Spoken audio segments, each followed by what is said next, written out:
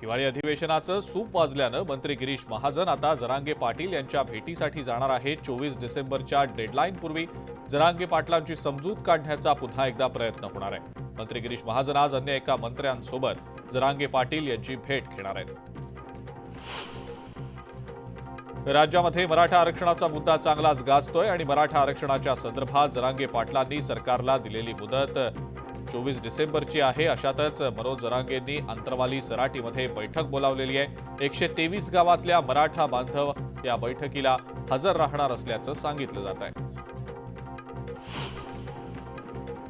दिल्लीमध्ये आज काँग्रेसच्या संसदीय समितीची बैठक होतीये. 5 राज्यांमध्ये झालेल्या विधानसभा निवडणुकीतल्या दारुण पराभवानंतर काँग्रेस आता आगामी लोकसभा निवडणुकीच्या तयारीत व्यस्त आहे आणि या पार्श्वभूमीवर काँग्रेसनं बैठक बोलावलेली आहे. या बैठकीमध्ये काँग्रेस 2024 मध्ये होणाऱ्या लोकसभा निवडणुकीच्या रणनीतीवर प्रामुख्यानं चर्चा करणार आहे. जळगाव जिल्हा नियोजन समितीवर अजित पवार गटातल्या 6 जणांच्या नियुक्तीवरनं वादाची ठिणगी पडलेली आहे. शिवसेना जिल्हाप्रमुख निलेश पाटील यांनी अजित पवार गटाच्या 6 सदस्यांच्या जिल्हा नियोजन समितीवरील नियुक्त्या अनधिकृत असल्याचं म्हणत त्यावर आक्षेप घेतलाय. सर्व 6 जणांच्या नियुक्त्या रद्द केल्या जातील असा इशारा सुद्धा निलेश पाटील यांनी दिलाय. अजित पवार गट आणि शिवसेना या दोन्ही पक्षांमध्ये त्यामुळे आता वादाची ठिणगी पडलेली आहे. कोरोना काळात वैद्यकीय साहित्य खरेदीमध्ये भ्रष्टाचार झाल्याच्या आरोपाप्रकरणी माजी महापौर किशोरी पेडणेकरांना अटकेपासून दिलेला दिलासा हायकोर्टानं कायम ठेवलाय.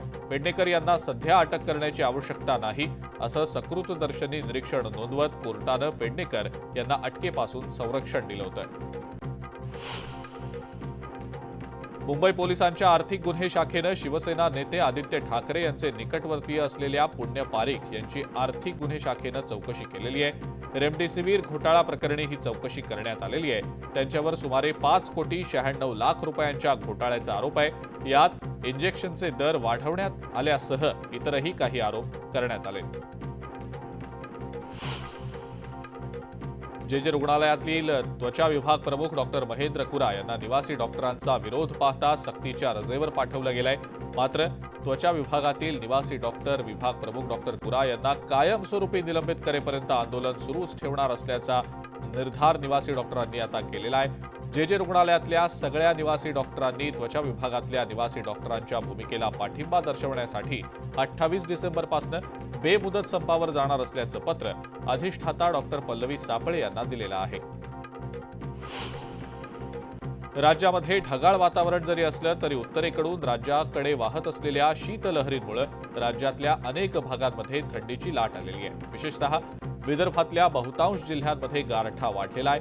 बुधवारी यवतमाळला सगळ्यात कमी म्हणजेच 7.8 अंश सेल्सिअस तापमानाची नोंद झालेली आहे. पुढील 3 ते 4 दिवस ढगाळ वातावरणासह थंडीचा कडाका कायम राहील असा अंदाज आहे.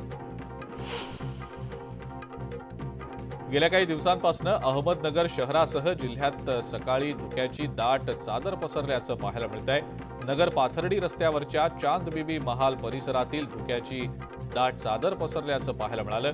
व्यायामासाठी आणि मॉर्निंग वॉकला येणाऱ्या नगरकरांनी सुद्धा या धुक्याचा मनसोक्त आनंद लुटला. मात्र काही पिकांवर या धुक्यामुळे रोगाचा प्रादुर्भाव होण्याची शक्यता देखील वर्तवली जाते.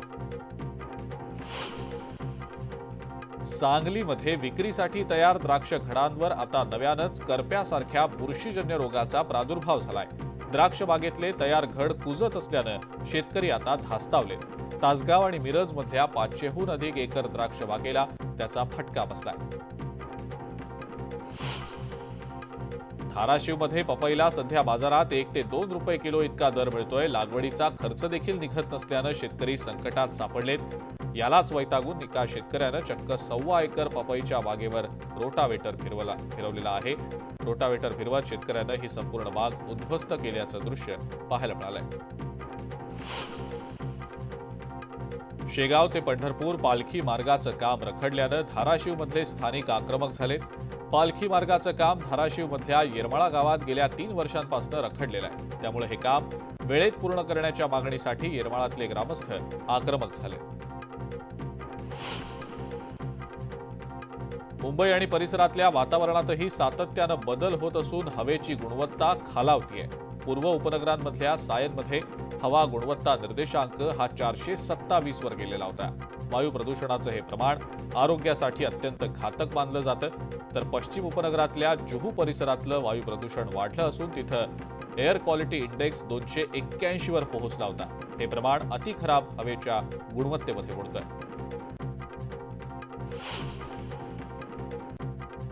गडचिरोलीतल्या धानोरामधल्या सोडे आश्रम विद्यालयातल्या 106 विद्यार्थ्यांना दुपारच्या जेवणातनं विषबाधा झाल्याचा प्रकार घडलाय. जेवणानंतर विद्यार्थ्यांना पोटदुखी, डोकेदुखी, मळमळ आणि उलट्या असा त्रास जाणवू लागला. त्यामध्ये 58 विद्यार्थ्यांवर धानोऱ्यातल्या ग्रामीण रुग्णालयात उपचार सुरू आहेत. काही विद्यार्थ्यांची प्रकृती बिघडल्यानं 48 विद्यार्थ्यांना जिल्हा रुग्णालयात दाखल करण्यात आलेलं आहे.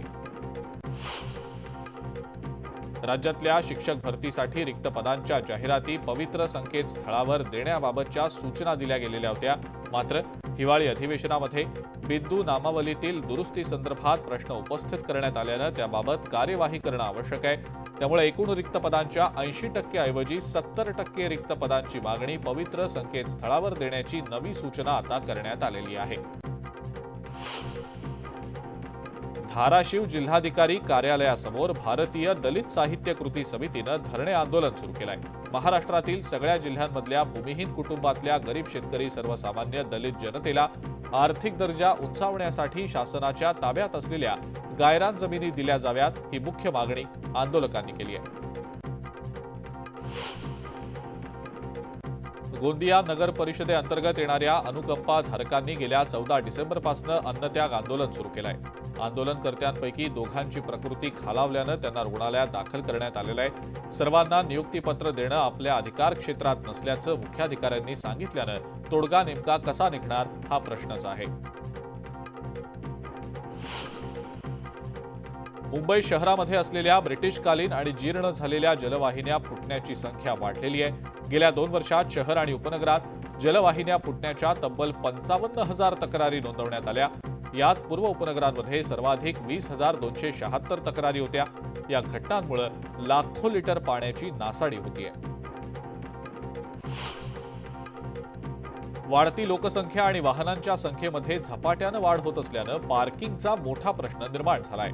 बेलापूरमध्ये नवी मुंबई पालिकेचं बहुमजली पार्किंगचं काम आता अंतिम टप्प्यात असताना पालिकेनं वाशी आणि बेलापूर रेल्वे स्थानकाजवळ उपलब्ध असलेल्या भूखंडांवर पार्किंगची सुविधा निर्माण करण्याचं नियोजन केलेलं आहे. मेट्रो 3 या भूमिगत मार्गाची डिसेंबरची डेडलाईन चुकण्याची चिन्ह आहेत. पुढील 10 दिवसात हा मार्ग सुरू होण्याची कोणतीही चिन्ह दिसत नाहीयेत.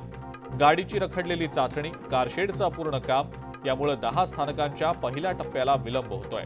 भुयारीकरणाचं काम वेळेत पूर्ण झालेलं असलं तरी पुढच्या कामात अडथळे आल्यानं मेट्रो प्रकल्प रखडलेला आहे.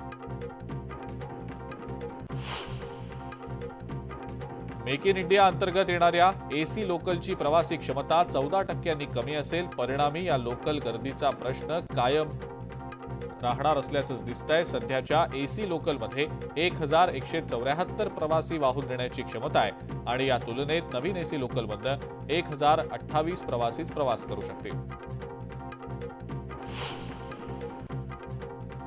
देवनार डम्पिंग ग्राउंडवर टाकण्यात येणाऱ्या कचऱ्याला लावण्यात येणाऱ्या आगी आणि डम्पिंग ग्राउंडवर वाढणारा कचरा वेचकांचा उपद्रव यामुळे डम्पिंग ग्राउंडच्या देखभालीचा खर्च वाढतोय. आता येत्या 2 वर्षांसाठी डम्पिंग ग्राउंड परिसरात सीसीटीव्ही बसवण्याचा निर्णय पालिकेनं घेतलाय आणि यासाठी 2,20,00,000 रुपयांपेक्षा जास्तीचा खर्च येणार आहे. संसदेच्या हिवाळी अधिवेशनामध्ये खासदार सुप्रिया सुळे आणि खासदार अमोल कोल्हे यांचं निलंबन करण्यात आलं आणि यावरून राष्ट्रवादी युवक काँग्रेसकडून सोलापूर धुळे महामार्गावर शिंगोली इथं रास्ता रोको करण्यात आला. या आंदोलनामुळे महामार्गावरची वाहतूक काही काळ विस्कळीत झाली होती.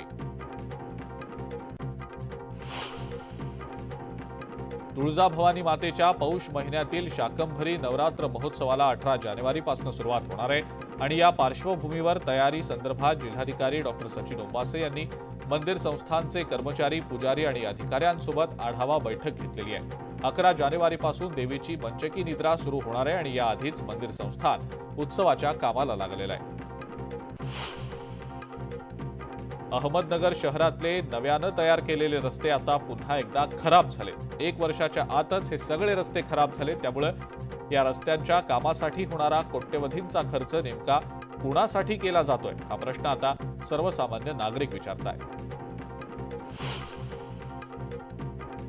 देश विदेशात घोडे बाजारासाठी प्रसिद्ध असलेल्या सारंगखेडा घोडे बाजाराला आजपासून सुरुवात होतीये। या ठिकाणी भरवला जाणारा चेतक फेस्टिवल खऱ्या अर्थानं अश्वप्रेमींसाठी पर्वणी असतो। या घोडे बाजारात 750हून अधिक घोडे विक्रीसाठी दाखल झालेत। राज्याचे पर्यटन मंत्री गिरीश महाजन यांच्या हस्ते नंदुरबारमधल्या सारंगखेडा इथल्या या चेतक फेस्टिवलचं उद्घाटन होणार आहे।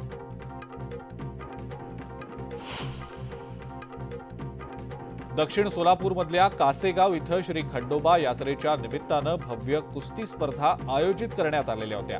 वस्ताद असलम काझी यांचा पठ्ठ्या कुर्डवाडीचा पैलवान ओंकार हुलगे हा विजेता ठरलाय। त्याला खंडोबा केसरी पदकासह रोख रक्कम आणि चांदीची गदा देत गौरवण्यात आलंय। मुंबईमध्ये अवैध पार्किंगचा प्रश्न आता अत्यंत गंभीर बनलाय। या अवैध पार्किंगवर कारवाईसाठी पालिकेकडून मार्शल्सची नियुक्ती केली जाणार आहे। यावेळेला कायदा आणि सुव्यवस्थेचा प्रश्न निर्माण होऊ नये म्हणून महाराष्ट्र सुरक्षा बलाचे जवानही नियुक्त केले गेलेत। 500 जवानांची यासाठी नियुक्ती करण्याचा निर्णय पालिकेने घेतलाय। मुंबईतल्या अनेक नाल्यांमध्ये मोठ्या प्रमाणावर कचरा टाकला जात असतो। याला आळा घालण्यासाठी आता कचरा फेकणाऱ्यांवर दंड ठोठावण्याची तयारी आता पालिकेने केलेली आहे आणि यासाठी विविध स्वरूपाचे दंड प्रस्तावित करण्यात आलेत। यानुसार जास्तीत जास्त 10,000 रुपयांपर्यंतचा दंड ठोठावला जाणार आहे। साखर उत्पादनामध्ये महाराष्ट्र आघाडीवर आहे। राज्यात 15 डिसेंबरपर्यंत 24.85 लाख टन साखरेचं उत्पादन झालं। राज्यात 191 साखर कारखाने कार्यरत असून त्यांनी आतापर्यंत 296 लाख टन ऊसाचं गाळप केलंय।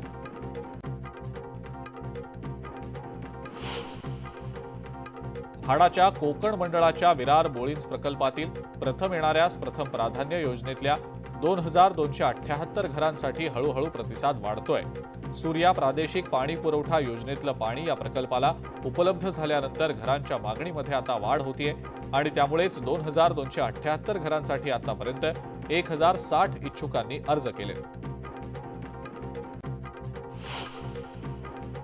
मुंबई पालिकेच्या सगळ्या प्रमुख रुग्णालयांमध्ये दररोज येणाऱ्या हजारो रुग्णांसाठी ओपीडी सकाळी 8 वाजता सुरू झालीच पाहिजे असे आदेश अतिरिक्त पालिका आयुक्त सुधाकर शिंदे यांनी जारी केलेत। डॉक्टरांनी ही वेळ काटेकोरपणे पाळावी यासाठी यापुढे त्यांची उपस्थिती बायोमेट्रिक पद्धतीनं केली जाणार आहे। मुंबईचे पालकमंत्री दीपक केसरकर यांनी दिवाळीपर्यंत फेरीवाल्यांवर कारवाई करू नये असे आदेश पालिकेला दिलेले होते। मात्र दिवाळीनंतरही ही कारवाई सुरू झालेली नाही। परिणामी दादर, माटुंगा, कुर्ला, अंधेरी, मालाड, बोरिवली आणि घाटकोपरसह अनेक भागांमध्ये फेरीवाल्यांची समस्या कायम आहे।